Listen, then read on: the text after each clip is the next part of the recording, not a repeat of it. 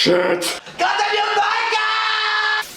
With Wrong Turn, the reboot just coming out, how, after being away from that franchise for so long since the original one, how did that come back into your life? And what was it, something that you had written and then you brought to them, or did they ask you to write something? How did that whole thing work out? Yeah, Robert Kultzer, who's a producer for Constantine Films, I've known him for 20 years. I did the first pass on a couple drafts of Resident Evil for their company, and Wrong Turn was something that they were interested in back in the day. So I knew him from back then when we first made it. And over the years, we had always talked about, do we want to do it as a TV series? Do we want to do something else with it? It just seemed to be something that was kind of always percolating. And then he just called me out of the blue and said, we're serious. We want to do something new with Wrong Turn. And we went in and we sat down and we started talking about America, really, and about the differences between the way America might have been in a previous time and where we are today, and what's the better America. And we just started formulating some ideas and talking about society and talking about people, and the foundation idea started percolating for me. And we just sort of took those discussions, and I went off and wrote a first draft of this story. And what's amazing is it's pretty close to what that draft was. I mean, we didn't really make a lot of alterations from the very first draft. Yeah, it was awesome. Well, that's actually one of my next question would be, like, as I was watching the film, one of the main things I noticed about it was that it wasn't as clear cut like in the original Wrong Turn. It was a good guy versus bad guy, pretty obvious, who, the redneck coming down the hill gonna kill you kind of guy, right? So when you get into the reboot area, though, it's more like, I felt like when I was watching it, it was more like you're throwing suspicion on who the real aggressor is. It's like, don't judge a book by its cover, because you don't know, just they dress differently or they have a different background. So that was really interesting. Was that always the intention when you were writing the script? It was. Okay. It was this idea of like, what have we lost from a time before, like today, people are told to eat organic, and you got to get, exercise and all these things that we're trying to force ourselves to do to stay healthy. And yet in the past, where people had to sort of work in the ground and they walk long distances, and it's like, were they healthier? Mm-hmm. Or, what's the better society? The one where we've got cell phones and we're killing ourselves with microwave radiation, or a society where, they planted and they ate what they planted. And it's like, are we more advanced or are they more advanced? And it was just this idea of these two Americas, and, what does that mean between those two? And so, yeah, I wanted to play this idea that who is the monster? I mean, in the original Wrong Turn, who the monsters are. Yeah. But in this version, who are the monsters? So you did the original Wrong Turn, and then you go and you do this one, and it flipped it on its head. You kind of did the same thing with Halloween 4 in a way, because when you guys did Halloween 4, you didn't have Jamie Lee Curtis anymore. That was all the franchise knew at that point. And funny enough, the franchise is going to be kind of in the same place after Halloween Ends comes out, the final of David Gordon Green's trilogy.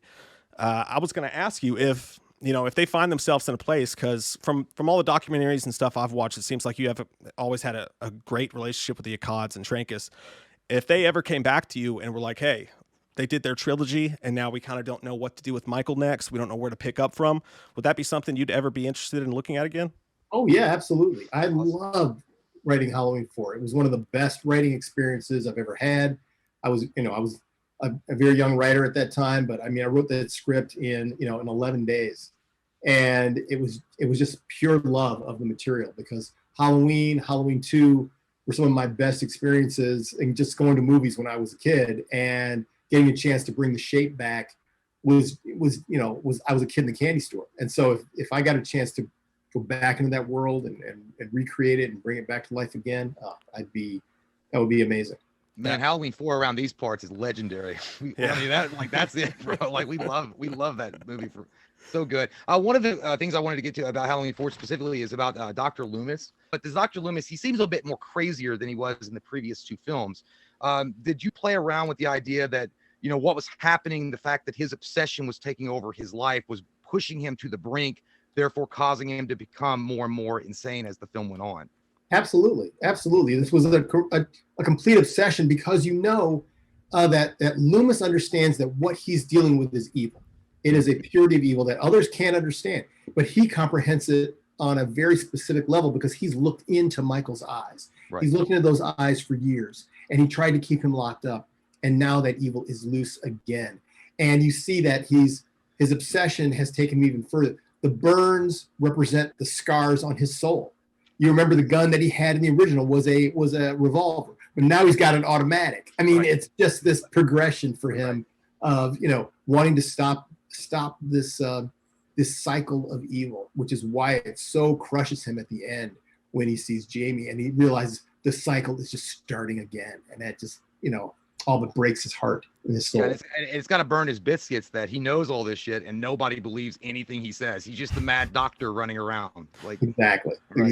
I did like that. Finally, the sheriff in your movie was immediately when he saw Loomis, he was like, "Wait a minute, what are you doing back here?" But immediately he was like, "All right, I'm not going to be like all those other sheriffs. What do we need to do to stop him if he is back?" Right. that was an on purpose thing because I get so aggravated by those movies where the person who knows the truth shows up and nobody believes them and the law enforcement's waving him off and then they all get killed. It's like, I want this guy to go, okay, you're Dr. Loomis and you say this. All right, I believe you. All right, what do we have to do? Mm-hmm. I just wanted to jump right into it. It was refreshing to see, man, because I always hate that too. It's like, oh, now we have to get over the whole storyline of waiting for everybody to believe him. I always thought that about Chucky too, because even though that was pertinent to the plot, you always had to wait for everybody to believe Andy before people could really get scared of Chucky, and then the plot could actually take off. Exactly. So I appreciate that a lot, man. Another thing about your movie that stood out that I've always been really interested in is, like you mentioned, Loomis's gun, not something most people would pick up on, you know what I mean? But just the fact that changes that's why you're a great writer, man. That's genius. But with Sayer, Reverend Sayer, yeah, he pops into that movie and he's one of the most interesting people in the entire Halloween franchise, yet he only has a short amount of film time. He never shows back up again.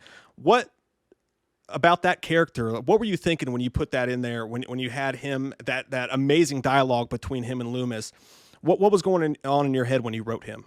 He is a character that, in my mind, he has intersected from another franchise. He has come in from, some other part of the Halloween universe. I've gone back to Trancas a couple of times wanting to do a prequel story about a period piece about Sawyer from, like back in the 50s. He's a young priest who comes across, he basically comes across the shape before it reaches Michael. I wanted to tell that story. Oh my God. Sam Hain's journey and him realizing he's hunting Sam Hain. Here are two people that are hunting that same kind of evil, and they just intersect. And if you could follow his story, it would have been fascinating. Or to go back and look at his story in the 50s would have been fascinating. Damn, man, that should be made now. I tried. Please, write letters to Malik God and say, yeah, we want to see that story. God, that would be amazing. I would be all over that in a heartbeat, man. That would be amazing. And especially today where everybody's talking, they're talking about doing a prequel for Freddy and having him in court and all these crazy cool ideas. I think people in the Halloween universe would jump all over a Sayer prequel. Yeah, he's the Dr. Loomis of his time. That's who he is. That's amazing. That is amazing. One more thing about Halloween 4 that stands out to me is the militia. The drunk dudes at the bar. It's like, ain't no way a phone rings at a police station. No how, no way. I love that. I love that line. I love that whole thing. He takes the drink of the beer and he's like, well, come on. It's amazing. But in the new one that's coming out, Halloween Kills, the working title for the film was Even Mob Rules. That's going to be a big thread in that film, apparently, is that Haddonfield's sick of this shit. They get pissed off, whether it's his old victims or just the town. Everybody gets together and they kind of form not really a militia like that, but a mob.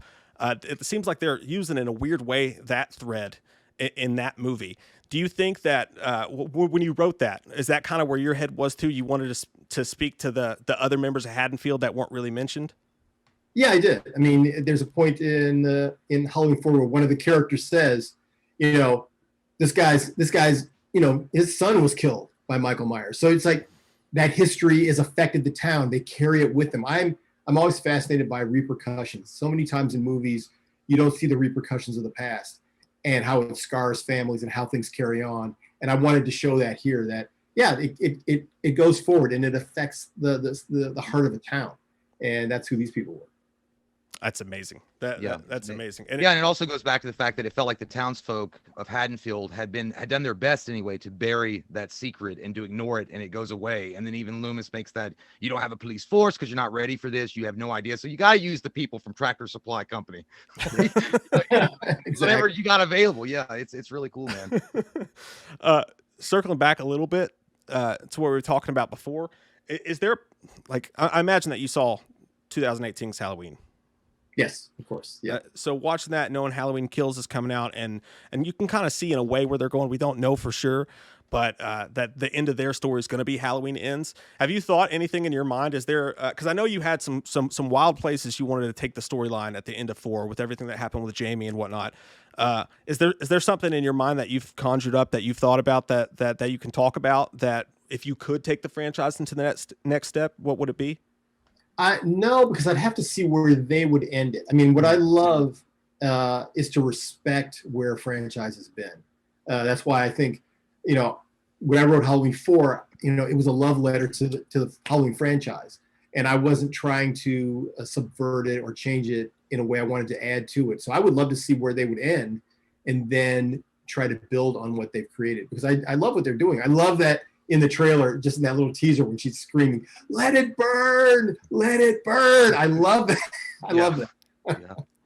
That's awesome, man.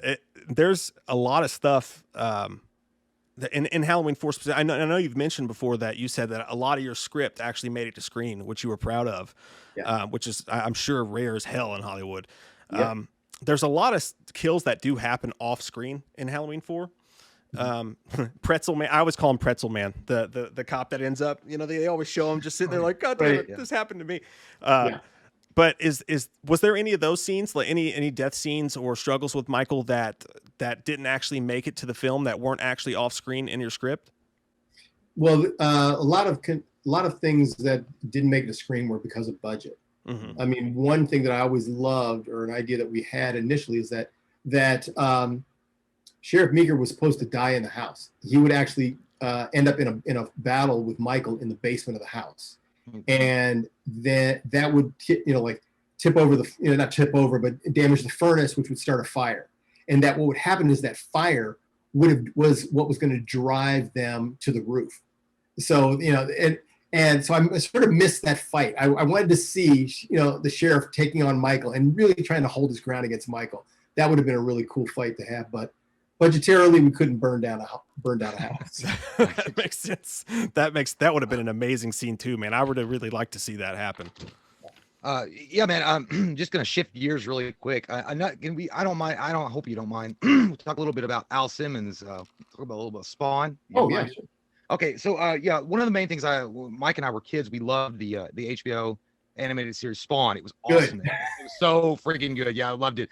And to me, Keith David is iconic as Kevin Conroy is to the Batman animated series. Like, the voice was perfect, the lines that he delivered, everything, was so good. What do you miss, like, specifically? Is there anything like specific that you miss about working on that animated series as opposed to the film itself that you? Yes, because the film, and what people need to know about film, and the rarity of both Halloween 4 and Wrong Turns, is that in both cases the directors respected the script and didn't try to go in and rewrite it. And all through my career, and you could ask probably any screenwriter that you run into, that what they write, what they've written, usually does not make it to the screen in any form that's even recognizable. When I wrote Spawn, that happened. Mark DePay went in and rewrote the script, and so what you saw on screen doesn't necessarily represent the story that I wanted to write. Mm-hmm. But what made me so happy about writing the first season for Spawn for HBO was that what I wrote is what they animated. And so when people ask me about Spawn, I always tell them, watch my first season, of the animated series. That is the Spawn that I wanted to create, because what made it to the screen was just sort of sadly, a sort of a shallow version or sort of an empty version of what I tried to create there. Yeah, man. That was one of the main things about Spawn, the animated series, that always stuck with me is, I think Todd McFarlane had mentioned before that if you gave Batman his balls, then that's what Spawn would be. And I get that badassery of Spawn in the animated series in a way that it's just never been replicated on film yet, as far as I've seen. That was actually what I was going to move on to the next question about the screenplay for the Spawn movie. Did you know when you were writing it, or had it ever come up in your mind that it was going to, you were going for a hard, like rated R version of the film and not a PG-13, which is what they settled on? Yeah.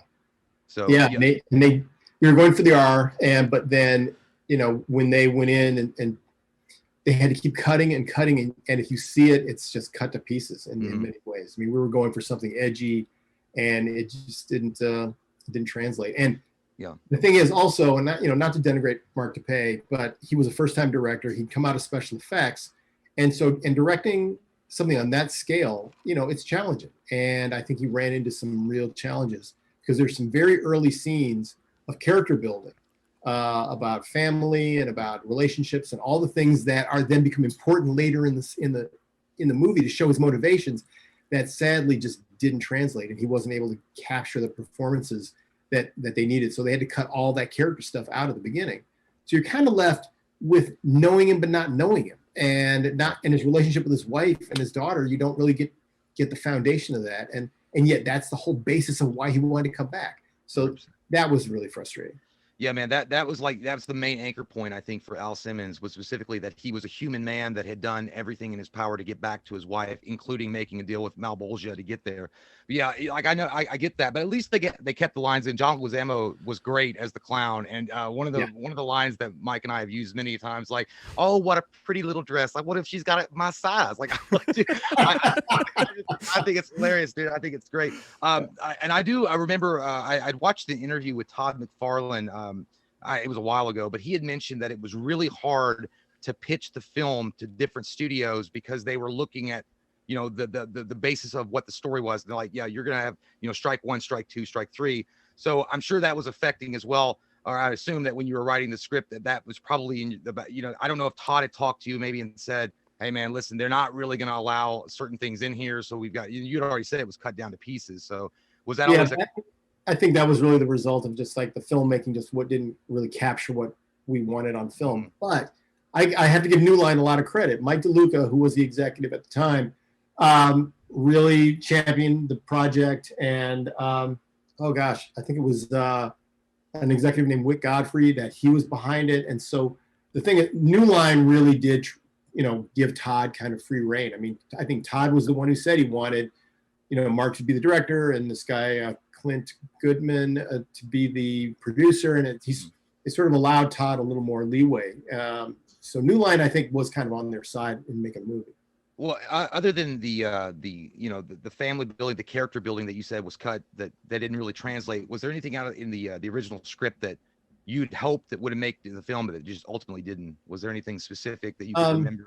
Gosh, it's been a million years, but I think one of the things it's a visual thing that I like. When Spawn ends up in, you know, sort of going back into Malbolgia's realm, originally we conceived it almost, the interior would look like, almost feel like you were inside a body, and the way we viewed it is as if he had been consumed literally by Malbolgia, and that you would see the walls and everything almost like the inside of an intestine. It's like that your soul gets digested by Malbolgia, and I really would have loved to have seen that kind of environment because I had never seen anything like that before. Yeah. And instead they went with a more kind of, I don't know, I can't remember it. It was a lot of the fire and the multiple spawns all over the place and all that. But the idea of just being inside where you'd see the sort of arc of bone from, you know, like from being within the body, and you'd see the sort of the pulsation of the tissue around it. And I think that just would have been a world we've never seen before. The idea of like being consumed by evil would have been really cool.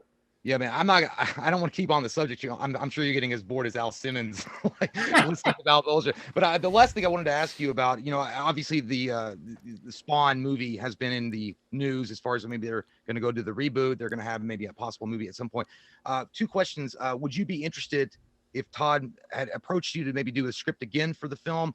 And the second question I have is, because you have the Spawn was such a success on HBO, and they allowed you a little bit more freedom and creative control over the actual character. Do you think that maybe Spawn would be a better representation on something like HBO, like a Game of Thrones, like a live action series episodically? The Game of Thrones Oz, like they've had like massive success with those films. Do you feel like it belongs on something like that kind of platform, or do you think it could make it in the film in the big screen? I think, I mean, right now, and we're all seeing it, television is in a renaissance, and storytelling on TV is amazing, and you get to tell it the way it needs to be told. It's 10 episodes, but it's really 10 chapters of a movie. It's a 10-hour movie you're getting to tell. And I think Spawn as a 10-hour movie, as on HBO Max or on HBO as a series, would be amazing, because it's hard to capture in 2 hours all these things, especially for a character like Spawn. All those things you're trying to capture in 2 hours. I mean, you look at the Marvel movies. The Marvel movies, because I just really a few months ago watched them chronologically, and it plays like a TV series. You watch it. It's, these movies build on each other. There's lines of dialogue in movies 4 and 5 movies back that echo at the end. When his name is escaping me, but in Winter Soldier, the guy who plays the character who is the Falcon, that is when Steve Rogers is passing and keeps saying, "On your left, on your left, on your left," and then at the end in Endgame, when the portals appear, he says to Steve, you just hear him almost a whisper in the background. The first words are "on your left."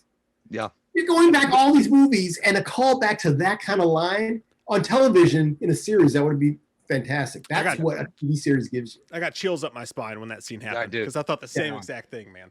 Yeah, it's great. It's great. So yeah, Spawn on TV, Spawn on HBO would be, I think, a much better way to go. And I think Todd would probably have an easier time if he would go to HBO and say, "Hey, let's do this as a series," because it'll still be R-rated, it'll still be hard, it'll still be as intense as he wants it, but the story will get to breathe. And not to mention the fact that the relationship that's already been built with HBO because of the animated series, I'm sure it would be easier for him to, and yourself, if you were going to help write with it. I mean, go ahead and get back into that world again, especially with HBO giving you their full support. So, you look at HBO, how they really went to the mat with Watchmen. They clearly will take swings, and that's amazing. I mean, you've got Lovecraft Country. You've got, on HBO Max, you've got Raised by Wolves. I mean, these are shows that are not necessarily, easy to comprehend, but they're willing to take those swings, and I think that's great. Right on, man. That's a great point, man. I hate to swing all the way back around to Halloween now, because by the way, we both grew up in the dark watching HBO late at night, like watching that show. So we're both. I geeked out a little bit. I'm sorry, man. No, it's okay. Out. I love it, dude. Like I said, we could talk to you about rapid fire for 30 minutes. I mean, we could. We love your stuff, man. We really do. But Clinton asked a good question here from the chat that I noticed while we were talking, and I've always wondered this myself.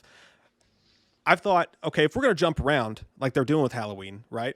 And they're going to move around the canon and do things like that, and it's so popular right now that maybe you could. I've always wondered, what if they jumped back into the franchise and they picked up from other sequels that never really got to the right place. Halloween 4 had its obvious sequel in Halloween 5, of course, but it had a lot of issues as far as, carrying on your story and stuff like that. Do you think that there would be any chance in history? And I know, of course, that's not up to you, but I guess A, would you do it? And B, do you think there's any shot in hell that they would ever come and be like, "Hey, we're going to do something weird. We're going to make a sequel to Halloween 4, and we want to bring you and Dwight Little back to do it"? I'll never say never, because I know that the rights are really bifurcated, who owns what. And I think Halloween 4 sits either by itself or maybe with Halloween 2 as separate from the other Halloween franchises. Because what was really strange, I think it was 2 or 3 years ago, they actually did a Halloween 4 attraction at Universal Studios Hollywood. And I thought it was so strange that for Halloween Horror Nights, they picked Halloween 4 as an attraction. And I realized it must be because Trancas owns Halloween 4 and they could license it to Universal. Whereas the other films, I think, are owned by Miramax. So, what Trancas, they've made their bones on that money and on those films, and the money they've made has come from Halloween. And I wouldn't be surprised if Malik would say, you know what, Halloween 4 is rich territory. Let's try to mine that and see where we can pull some story out of it. That's a really good point, man. That's a really good point, because yeah, that's when he bought all the rights, is because after the whole thing with Halloween 3, he went and bought it all up. That way could do what they wanted to do. So I could totally see that. When I know the mask is a big thing, it's always important. We've talked to detractors of the new movie and said, like, hey, whatever they got wrong, whatever you think they got wrong in the new movie, the mask was great and they got Michael right, which I feel like is so important. And I've maintained a couple times, I've been like, hey, you go, I think your movie, I think Halloween 4 is underrated in a sense that if you go back and you fix a couple of those shots of the mask, because I know they had tons of trouble with it and the classic shoulder pad scenes and all that stuff. I was like, if you go back and you deep fake that thing and you put the original mask on that thing, and I think that everybody loves it the same way we love it. You know what I mean? I think it would make a huge difference because Michael and his mask matter so much. When you were writing the script, did you ever, because I know we had the bandage mask, and then I know he gets his mask from the store ultimately, but was there anything on your side of the notes involving the mask, or did you just kind of assume that, hey, we're going to get the mask from the original throughout? I assumed we'd get the mask from the original. And I think that was the problem. The mask, I don't remember the story that well, but we had a mask that I think was one of the original masks, but the hair had changed color. And so we had this mask where the hair didn't match. It was the color was wrong. And you see it in that one scene when he throws Loomis through the door, and you see the miscolored mask on it. So I think there was so many shots with that. Then they had to go back and redo it. I just think that was part of the problem. But no, I mean, in the script, it was the mask he gets is supposed to be just like the mask from the first film. Yeah. So as writing it in your mind's eye, it's the William Shatner mask and all that. Yeah. So all the way. Man, I think that would have made. Yeah, I think that would have made such a difference too. I really do. I think that would have made all the difference in the world for that movie. So you took a lot of ballsy swings at the end of Halloween 4, with the whole Jamie thing and all that stuff, and have you heard about the Taking Shape books? No, I haven't. Oh, they've got these books called Taking Shape, and they talk about all the sequels that were never actually made. They're great books. There's some follow-ups to Your Alls that never actually got to the screen. They go in interviews with the scripts and all that. It's really great. But either way, there's kind of a rule. There's a rumor, at least, that there's a rule with the Accods, an unwritten rule or a written rule, however you want to put it, that you cannot kill Michael Myers. I've heard that. That you're not allowed to. Whatever you do with the movie, you can't kill him. And I was curious, was there, when you went in to write this script, did Akkad or anybody say, write your script, but don't do this, this, or this? Was there any rules, any parameters, anything they said, whatever you do, you can't do this with Michael? And B, in your mind, was Michael officially dead at the end of that movie? Because I know you've referenced that before, but I always find it interesting when Loomis walks into the house, he actually believes it all of a sudden. He's like, the evil's dead. It's officially gone. In your mind's eye, when Jamie and sorry, I know this is a long loaded question, but when Jamie was to come back as Michael Myers, technically in the sequel, what was the vision of that? Was that someone wearing the same mask, doing the same thing, or was that a brand new thing? Yeah, what was supposed to be, or the way, if I'm thinking back a million years, and Sayer says this, it's like, you can't kill evil. It doesn't die like a man dies. And so my thought, and we know from Halloween 2 that the presence is Sam Hain. And so in my mind, Sam Hain has been moving through history since whenever, and that it moved through somebody at some point, and it moved from that person into Michael. And now we've had Michael carry forward. And who knows, maybe it's connected to the same family line. I think that was part of my thinking, is that it's passed down through this family line, but that he then when Jamie takes his hand, it's passed to her. So you did have the option to have it be a story that continues through her, and that the shell, the shape, the body is now disposed of. I didn't specify that, and I don't, invariably Michael always comes back. But the thought was the cycle of evil will continue, and that it doesn't matter. The body is merely a vessel for this evil as it continues, and Jamie was going to be the new vessel. Yeah, man, that's how I took it too. Like especially watching it, it almost felt like it was the idea that the evil was a virus that was contracted by his niece, especially being of the same blood and whatever, and then it moves down the line. Yeah, so I get it 100%.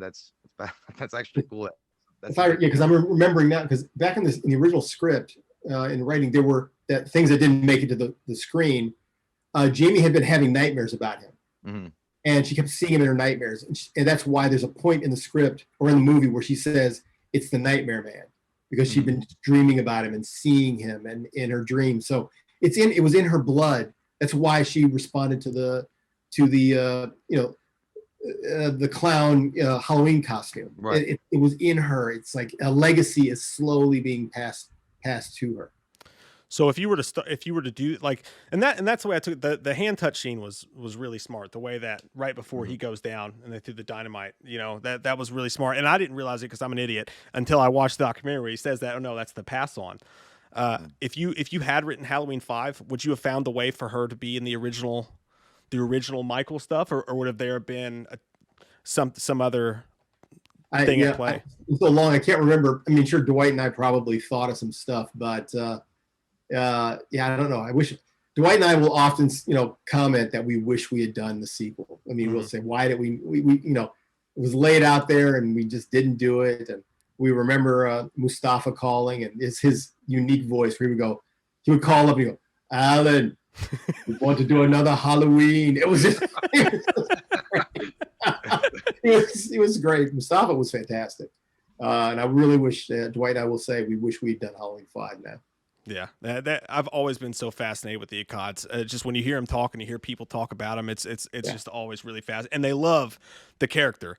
That's the best part. They love it so much. It actually means something to them. It's not just, that's why I think it doesn't end up like Friday the 13th and Legal Battle and all these other things, because they just have such a deep love for it, man. And you can tell you do too. And I know you're a busy man. You got things you got to do, so we'll let you go. But I just want to say really thank you so much for spending time with us.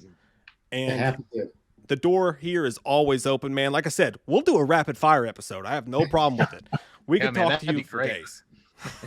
Brandon was great. I will say Brandon was amazing. He was an incredibly kind individual. And I'll tell you one quick Brandon story and then say goodbye, which is that Brandon and I were working on Rapid Fire 2. We were talking it through, and we were talking about a sequel, and we were out playing pool. And Brandon was notoriously amazing at playing pool. And so I'm standing there, cue stick. He's shooting shots, making every shot, doesn't miss a shot. And he sees I'm just standing there. I'm not going to get a shot. And so he didn't think I caught this, but he purposely missed a shot just so I get a chance at the table. I mean, that's who he was. And I mean, Brandon was one of a kind and would have had just an amazing long-lived career and be a classic to this day. And he still is. He is.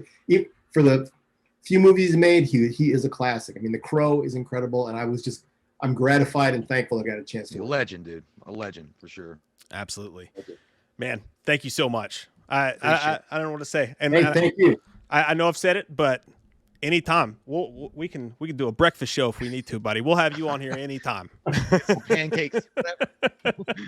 Thank you so much, Alan, man. There you go. All right. Have a great night, man. Thank you. What are you going to do on October 31st? What are you going to do on October 31st? Here comes that white-faced fucker, an asshole like no other. He's a big old piece of shit. Wants to stab your sister's tits cause he's a white-faced fucker. Loomis can't recover. Dr. Challenge drunk again, sleeping with your sister's friends. Do you want to know about the darkness? I said, goddamn. Goddamn you, Michael! I said, goddamn. A lot of people don't know the darkness that goes inside their hearts. I said, goddamn. Goddamn you, Michael!